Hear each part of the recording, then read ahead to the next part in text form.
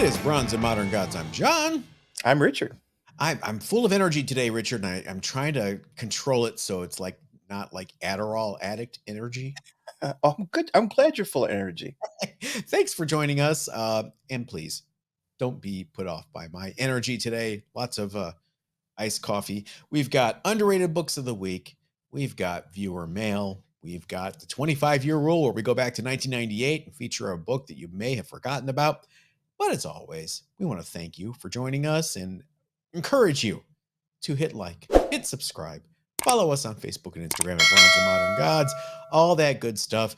And here's the siren for the hot book of the week. Richard, what is it? Hot Book is one of my favorite books. Nova #1 from Marvel, the first appearance of Richard Rider as Nova. The Some only say, Nova? yeah, the only Nova.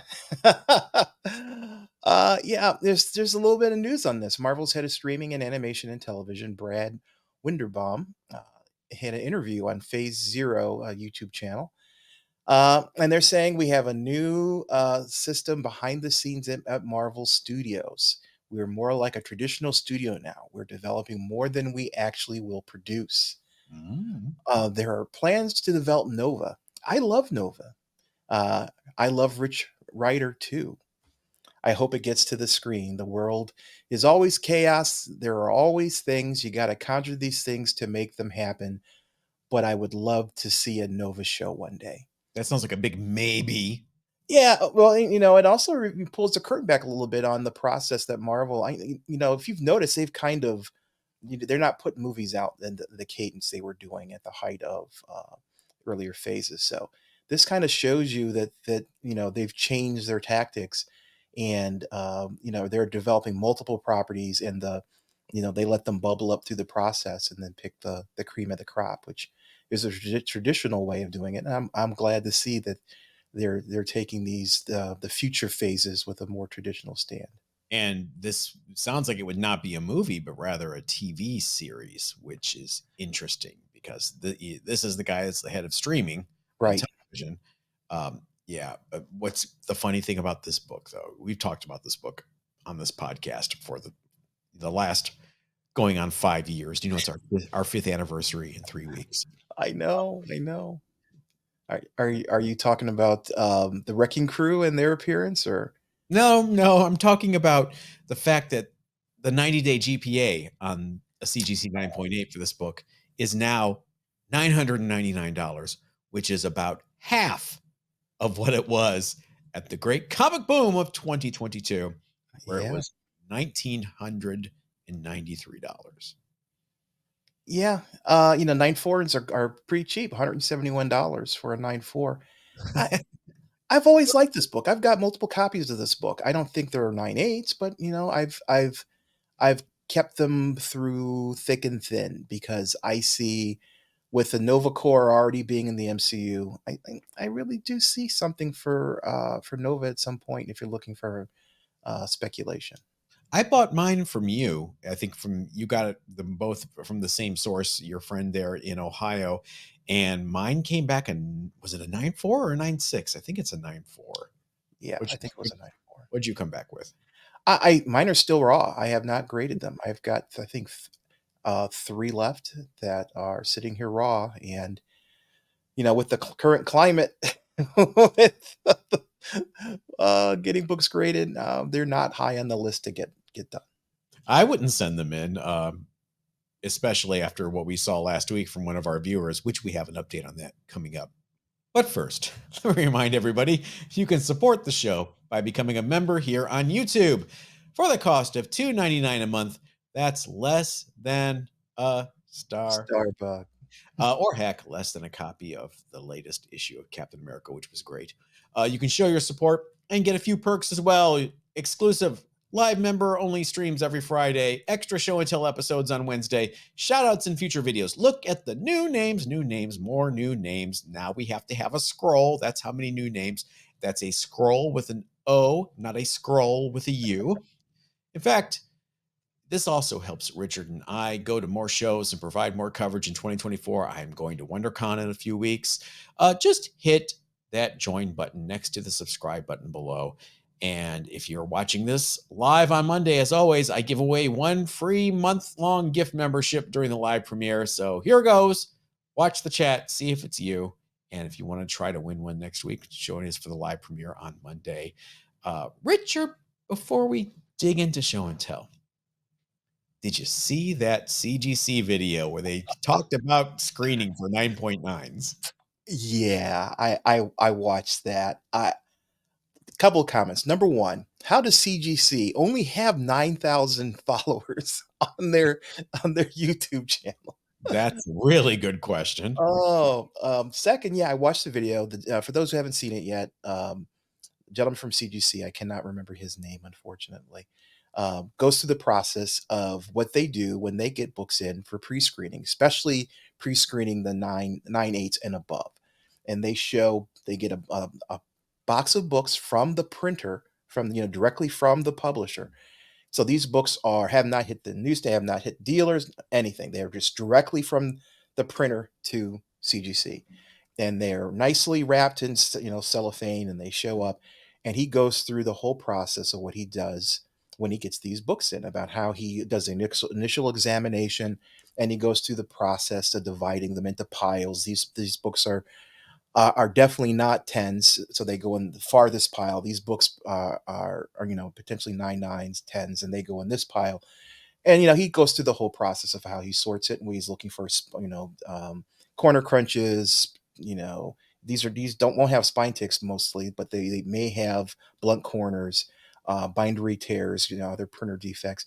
And he goes through the whole process of sorting, um, and comes out finally with very, very small pile of tens, a small pile of 9.9s, and then a big pile of 9.8s.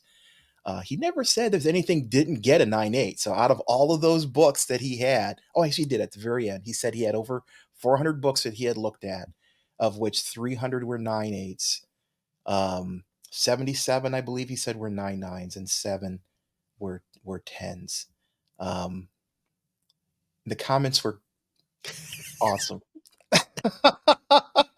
Someone always says in the comments, when there's a controversial video, I'm here for the comment section. And boy, if you could post the popcorn GIF in the comment section, that would have shown up a lot. But yeah, what was your take on the comments? Well, first of all, the most obvious comment was, someone said, "You guys never opened the book to see to make sure that there were the right number of pages in the book and it wasn't any printing defects." He never ever opened any of the books. He solely looked at the cover and the spine, and that was his grading process. I don't know, is that normal for pre-screens only? I'm assuming if these came through a normal process, and it highlighted the difference. You would assume a normal book goes through, they count the pages and all that, because that's what they'll always have hinted at least. But none of that for this pre-screen. And they also just said, it one guy, they always claim that there are 3 different graders who evaluate books through the process, and that this consensus that gives you the grade. Nope. He looked at the book, picked a pre-screen grade, and shoved it over to encapsulation. Yeah, I don't even want to go there. What I noticed, uh, besides the fact that while watching the video, my eyes rolled in the back of my head so much that I think I strained a muscle. They had the video up, the comments, meow, avalanche. They took the video down for a while. And then I think they realized, you know what, we've already died on this hill. We might as well just put it right back up. So they put it back up again. There's a link to the video in the description. I will say no more. I feel a little hypocritical. Oh yeah, why? I'm going to WonderCon and I'm making 2 submissions. I'm submitting PC stuff to CBCS. Mhm. I'm submitting stuff like recent stuff that I just want to flip to CGC. Am I a hypocrite? I'm a No, hypocrite. I'm a you're hypocrite. you're using the tools at your advantage. So I don't see you being a hypocrite at all. Am I perpetuating the myth by submitting the stuff I'm going to sell to CGC that CGC books sell for more than CBCS? Is it a myth anymore? Is it still true?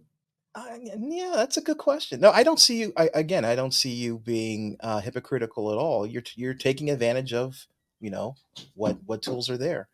Yeah, Um, that's so why you're my friend, Richard. You excuse my behavior. I appreciate you know, and I'm hoping.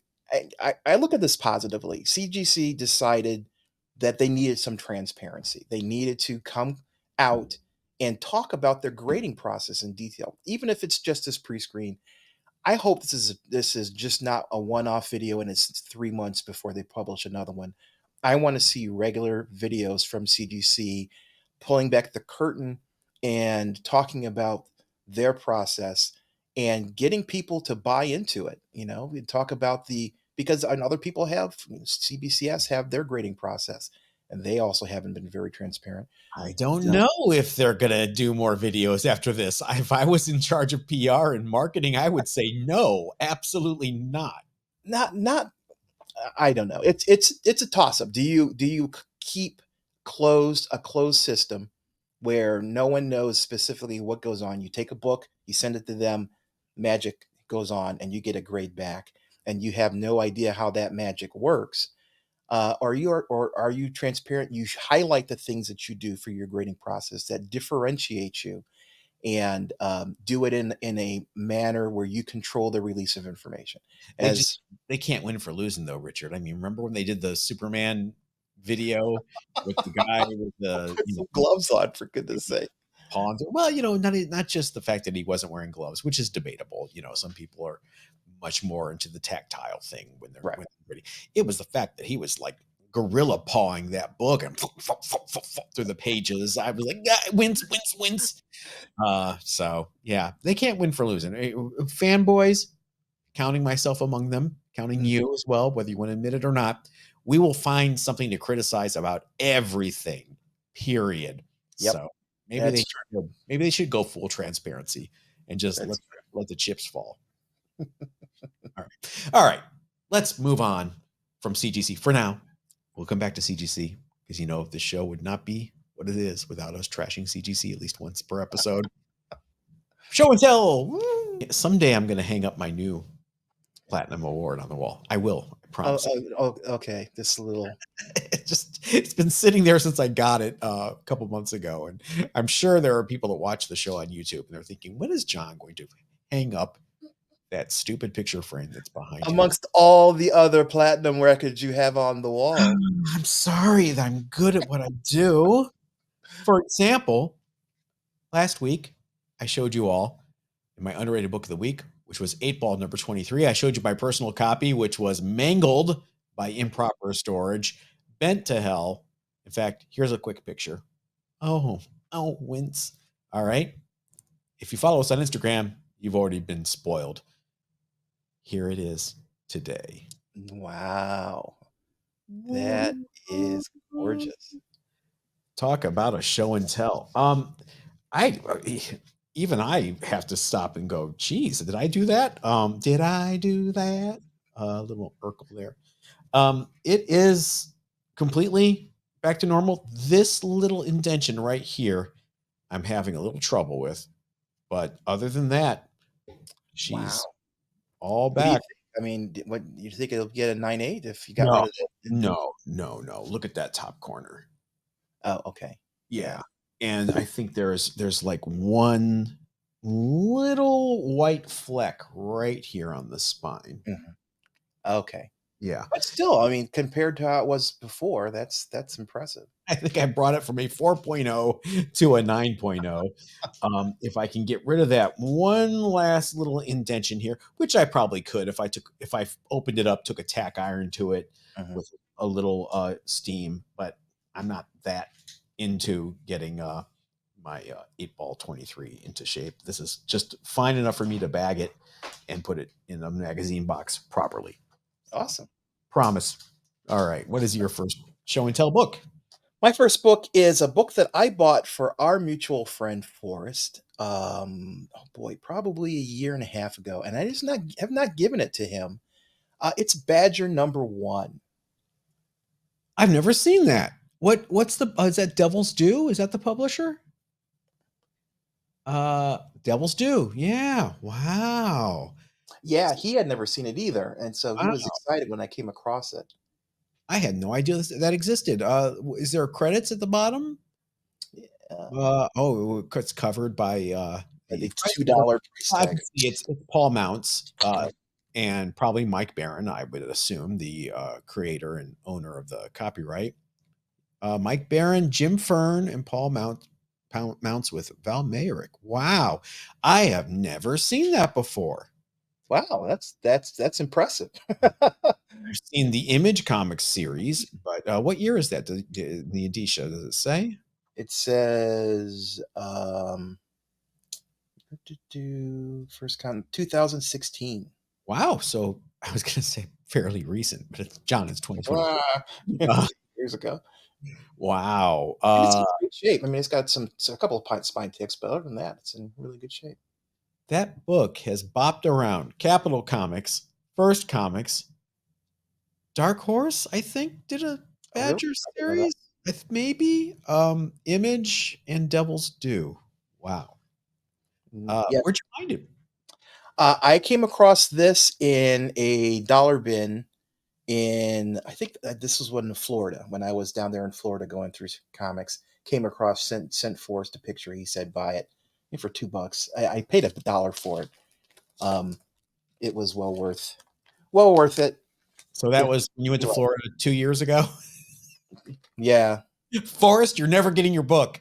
It's been sitting in the box. I gave him the books that you had given me to give him. We met at a show this last weekend, so I'm caught up with him for books, except for this one. I think I have one little Marvel Comics Presents with a Daredevil appearance he didn't have that's been sitting in a box for about 3 years for him too. So sorry, Forrest. Someday your books will come. Speaking of dollar bin snags, I got this along with a giant run of this book in a dollar bin, and it is The Strangers, number 18 Oh, from the Ultraverse. I got a whole bunch of these that I was missing. I like this series. Steve Englehart, Rick Hoberg, very old school 1970s Marvel Comics type super team. If that's your jam, there it is. And can't beat it for $1. Characters probably will never come back. But right, what sir. can you do? Yes, just rights issues. Nobody's really revealed what the trouble is with the Ultraverse. There's obviously some sort of rights issue with the trouble with the Ultraverse, but we don't know. We probably never will know because there's NDAs and things of that sort. So what you gonna do? What do you got next? Next, I have in one of those slimline case slabs or bags that I really like. Yeah. This is Marvel Point One, yet another Marvel Point One. I showed off one. Holy Christ. Yeah, this is a pretty busy cover. This is Art Adams. This is the first appearance of Sam Alexander as Nova. Who? As what? Yeah, so these Marvel Point Ones are known for Sam Alexander and for Kamala Khan, their first appearances. This is a variant cover. This is a variant cover of the cover that I showed uh, last week. As you can see, it is pretty darn busy. Mm-hmm. Lots of stuff going on. You've Uh, got Surfer, X-Men. Well, what's the point behind this cover? No pun intended with Marvel Point One. I don't know. I have never read this book. You got Fantastic Four. You got Thor. Um, The OG Marvel Universe, really. Black Widow, Cap. Yeah, pretty much the OG. What's on the back cover? Is it a wraparound? Yeah, you Oh, got there you go. some more guys there. You got Yeah, they're all drawn in their 60s type costumes. The 60s Iron Man. So it's yeah, almost like the original Marvel Universe. mm-hmm. The whole Which red and gold. can we please bring that Marvel Universe back, please? No, you can't have nice things. Please. I want to go way back to the Marvel Universe with one of the most important characters of Marvel Comics ever from back in the Golden Age, 1953.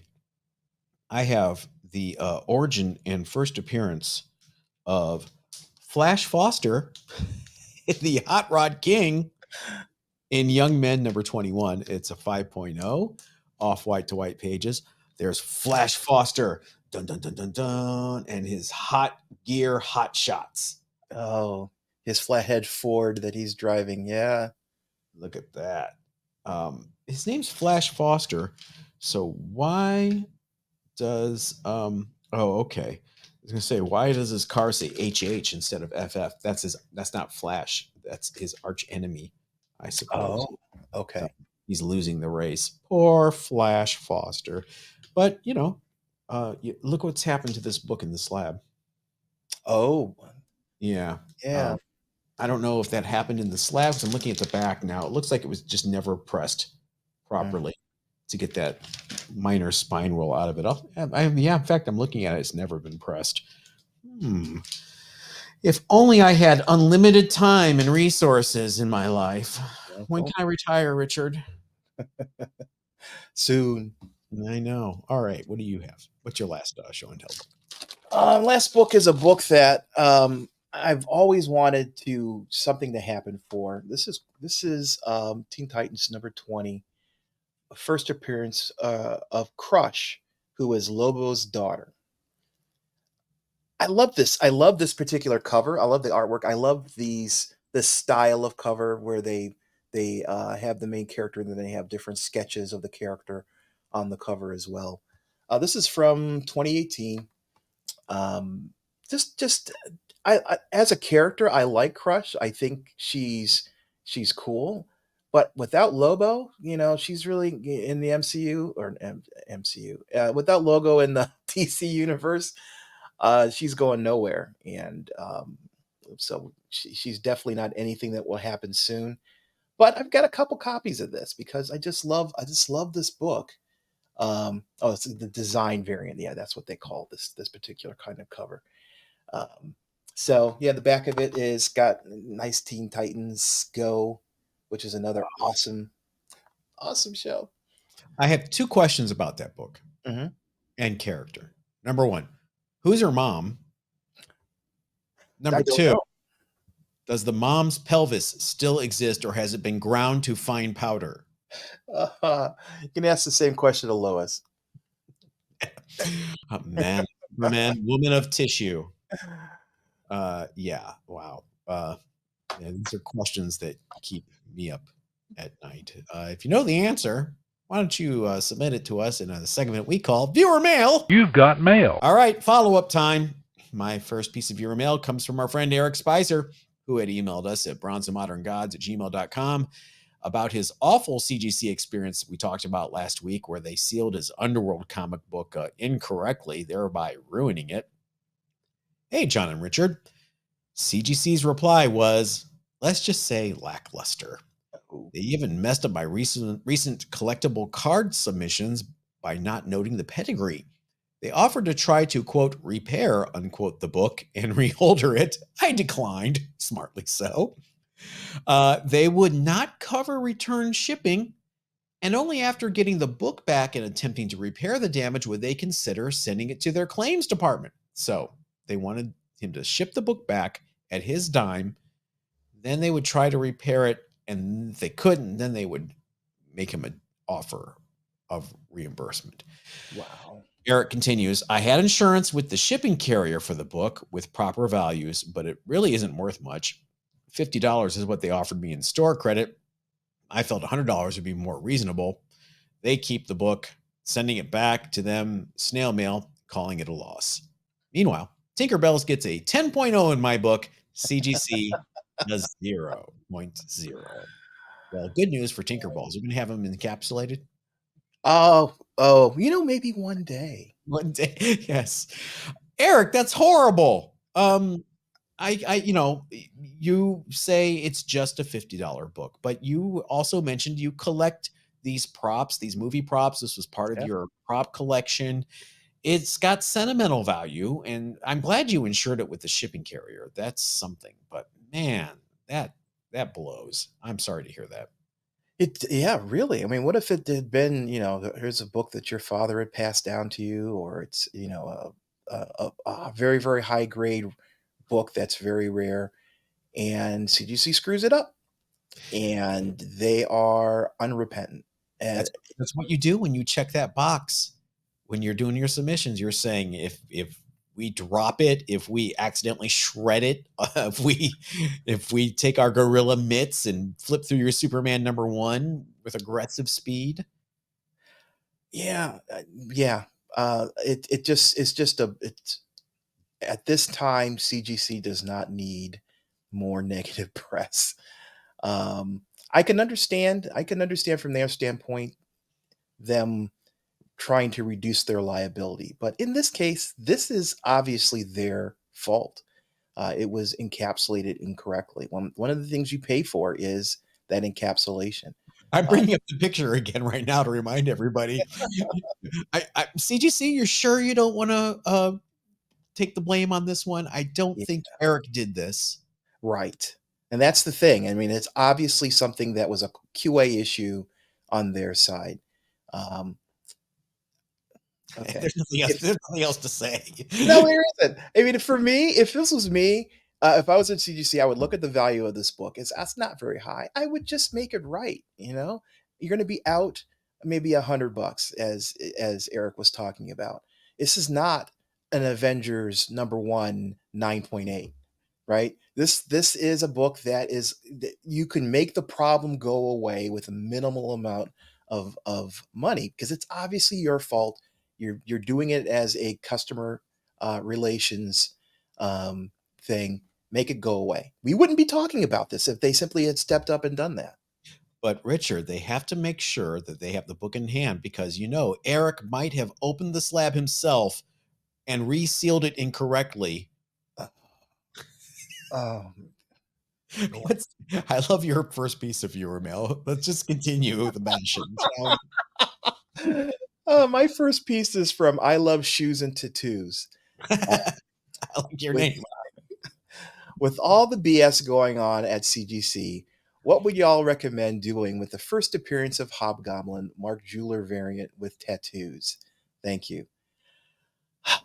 Well, I would do one of two things. Hold on to it, keep it protected. Is not the right environment to be submitting a book to CGC, in my opinion. Or alternately, I think CBCS is a good option too. I mean, there is if you're looking, it depends on what you're looking to do for it. Are you looking to protect it because it's a permanent part of your collection, or are you looking to resell it and turn it around and resell it? That also has a factor in. But if you don't need to get it encapsulated right now, um, you know, in this case, you may be benefited by holding off a little bit and seeing how things settle down. Let me be a hypocrite again, I guess. Um, I love shoes and tattoos. I love that name. Um, if you're going to sell it, I would submit it to CGC, uh, and I would insure it. Mm, I would put the full value that you think it's going to get when you submit it. So if they do screw it up, you will get that full value in return. Don't undervalue it to make it less. Um, and if it's your PC copy, hold on to it. There's no need to slab it right now, unless you're really worried about it. And then get it slabbed at CBCS and do a show drop off. yeah. Oh, yeah. That's great. Yeah. Save yourself the shipping. Yeah. Exactly. Yeah. That's right. Yeah. If you insure it, if it's, depending on the grade, we never mentioned the grade, but, if you think the book is going to have a $500 value, insure it for $500. It'll cost you a few bucks up front. But if something happens to it, including the post office losing it, Mm-hmm. um, you'll get your $500 regardless. You won't have the book, but $500 is a nice compensation. There you go. My next piece of viewer mail comes from our buddy Charlie Dog down under, Hey, who Charlie. emailed us at bronzeandmoderngods@gmail.com. Another fun and informative show, guys. Thank you. Thank you. Good to see the first issue of the future Mrs. Kazar's first solo title highlighted. That would be Shanna, the she devil. Mhm.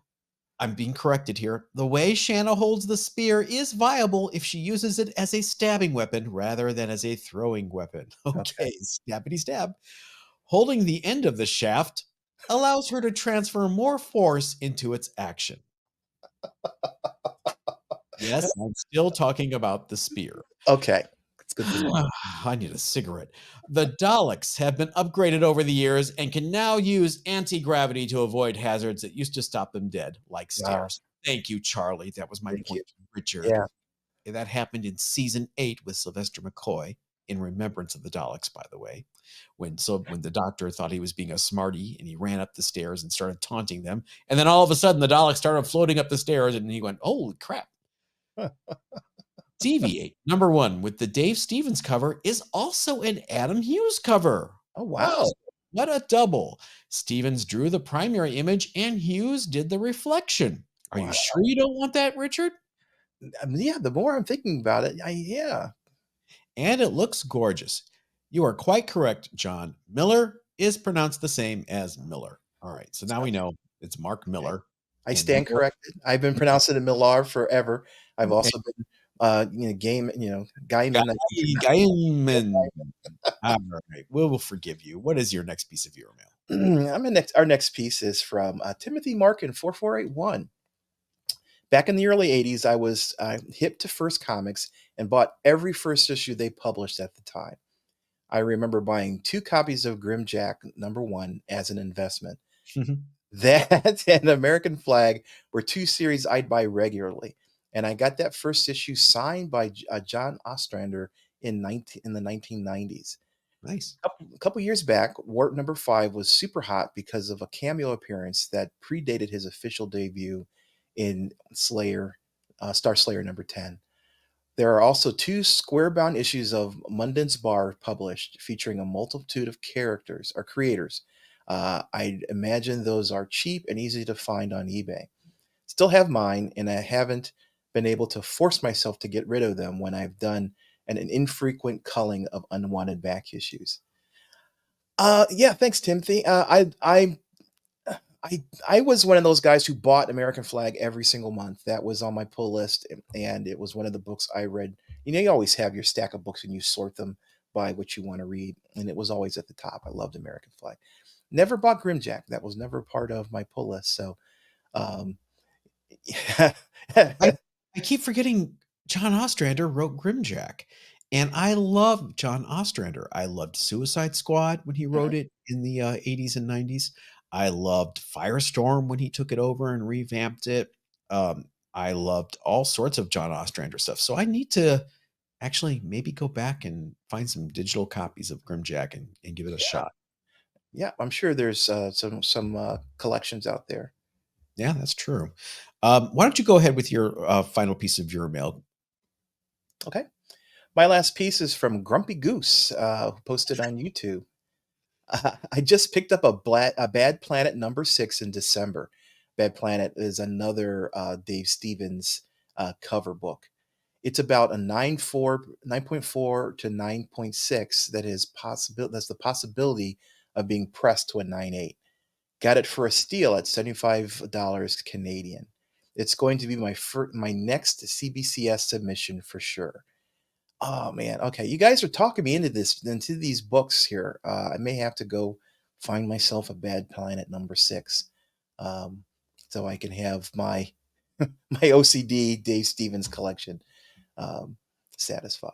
We got a DM on our Instagram at Bronze and Modern Gods, and from our friend Taj Lawson, who Oh yeah, found Taj. this copy of Bad Planet at his LCS for $2. Oh, lucky dog. Bad Planet #6 for $2 in the bins. So scrape those bins, people. Yeah. Um, my final piece of your mail comes to us from Matt Lofdahl, who emailed us at bronzeandmoderngods@gmail.com. I noticed in your last show a mention of how Dave Stevens is heating up and some discussion of Art Adams. Three-Dimensional Alien Worlds #1 from Pacific Comics, circa 1984, can still be found in the wild for cheap. It has some finishing pencils by Dave Stevens on a story inside, Mm, and is a key as it's the first published art by Art Adams. wow. Underrated candidate much? Yeah. Thanks for all you do to keep the hobby fun and interesting. Matt, that is a good one. And Yeah. it is usually would be a great transition to our underrated book of the week. However, I have a different transition I have to make, and that is to the 25-year rule. Does that count as a transition? Does that It count? is, yeah, it is. I think it counts. The 25-year rule is when we go back 25 years, this time to 1998, to look at the books that shaped our collecting and our lives. This book did neither, in my case. I don't think you probably ever heard of it either. I never heard of this book until I started doing some research this week to find a book, and it struck me just this 1998 period. Comics were just big, it wasn't happening. You weren't buying at this point. I was just sticking to my hardcore stuff. This is The Minx, #1 from DC/Vertigo, the first issue of a Vertigo series that ran a whopping 8 issues. It just revolutionized comics, apparently. Richard, let me just read the recap from comics.org for you for issue 1. Okay.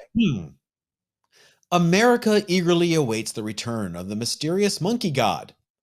A demented hermaphrodite goes on a mad cutting spree in Manhattan, and a young Anna Schwartz must deal with the minx, an unpleasant inner voice who is trying to take her over.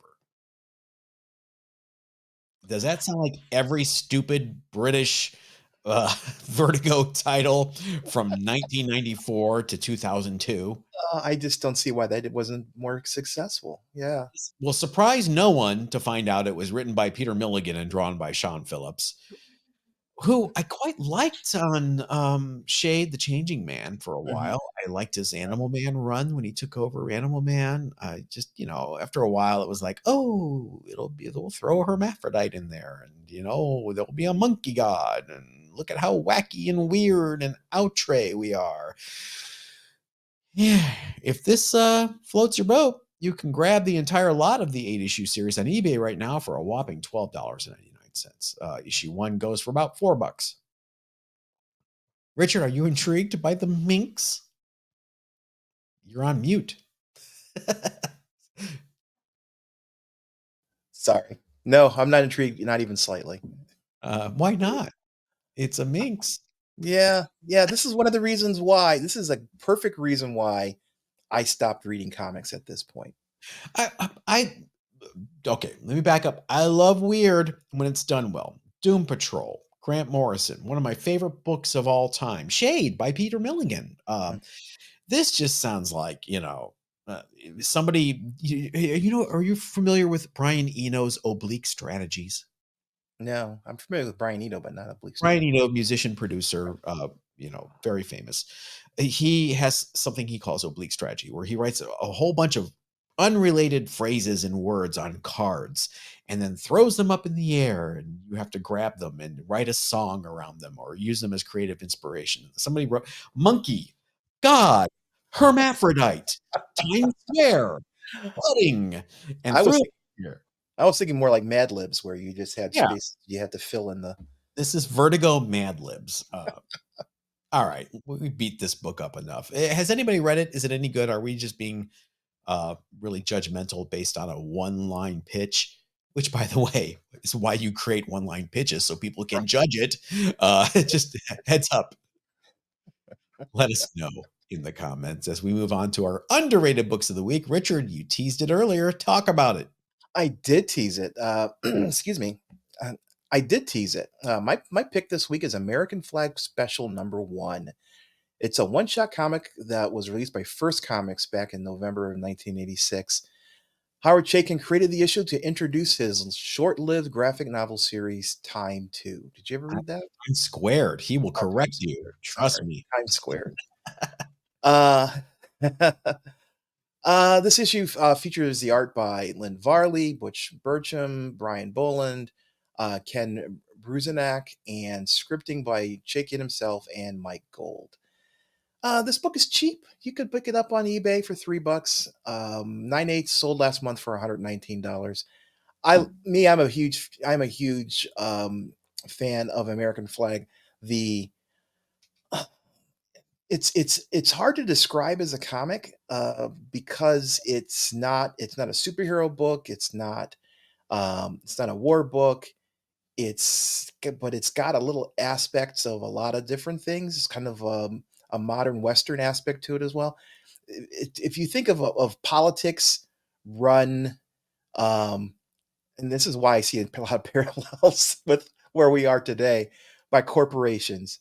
It kind of gives you the feel for the universe that you deal with in American Flag. Great Did great series, great book, you heart read this great though? heart. Pardon? Did you read this though? This? No, I haven't read this one. He's barely in it. It's Uh, really oh, there's that. I didn't mean to do that. The thumbs up again. This is kind of like, remember when they would have like an episode of Laverne and Shirley where they would oh, introduce a whole bunch of new characters and they were yeah. hoping they were going to be able to spin them off into their own show. Mhm. That's what this is. He kind of falls into this. He and Raoul the cat fall into this alternate universe where we're introduced to the characters of the concept Times Squared, and there's very little American Flag, very little movement of that story through this. And I don't know if you've ever read Times Squared, the graphic novel. It's No. borderline incomprehensible, and I say this as one of the biggest Howard Chaykin fans. You got to read it like 3 times before you kind of get what it's about. So yeah, I don't mean to trash your underrated book, but No, you know what? Like I said, I admit I have not read it. I love the American Flag universe. This is one of Mhm. those books like, Yeah. oh, I found and I thought, wow, this is interesting. I'm gonna go find a copy of it and read it myself. So I'm Pro more promoting the universe than necessarily this issue. Prove me wrong. Go find it and read it, because I may be misremembering it. I mean, I probably haven't read it in 30 odd years, but I just remember reading it and going, "Huh, what?" It kind of washed over me. Uh, 1986, yeah, that was a while ago. yeah, I mean, I was only 2 years old then. Yeah. Hey, speaking of forever young, my underrated book is Archie, number 600. Richard, look, he's proposing to Veronica. And look at poor Betty. She is ecstatic at Poor the Betty. news. Uh, have you read this? I have not. I recognize the cover, but I have not read it. This was the issue that takes place in the future, right after Mr. Andrews graduates from college and he proposes to Veronica. It led to the spin off series Life with Archie that took place in the Married Archie universe. It ran for 37 issues. This, I would think, this is why it's underrated. I thought this was going to be a little bit of a key. It is not, underline not. Really? Uh, no, you can grab it for about $4 on eBay. And even worse, a CGC 9.8 of this book last sold in June last year for $10, Oh, really? less than the cost to slab it. Right. I mean, that love triangle between Betty and Veronica and Archie had been going on since the 40s. It's to have it actually resolve to something and not be worth anything is pretty Yeah, striking. I have to wonder if, because I know I wasn't buying Archie yet. I bought that and there was a lot of press around it. So maybe there's just too many copies in circulation out there. But I thought for sure, like, oh, Archie 600's got to be a little bit of a key. No, indeed not. Not, not like Cheryl Blossom. Oh, Uh, God. so there you go. Those are our underrated books. And that is going to wrap it up for a Monday. Members, we will see you on Wednesday. Friday live stream, maybe. Richard and I may have plans. We will keep you posted. Wink, wink. And we'll catch you on Wednesday for sure. Yep, Everybody it'll else, be an interesting week next week. yes, everybody else, we'll see you next Monday. Everybody stay safe.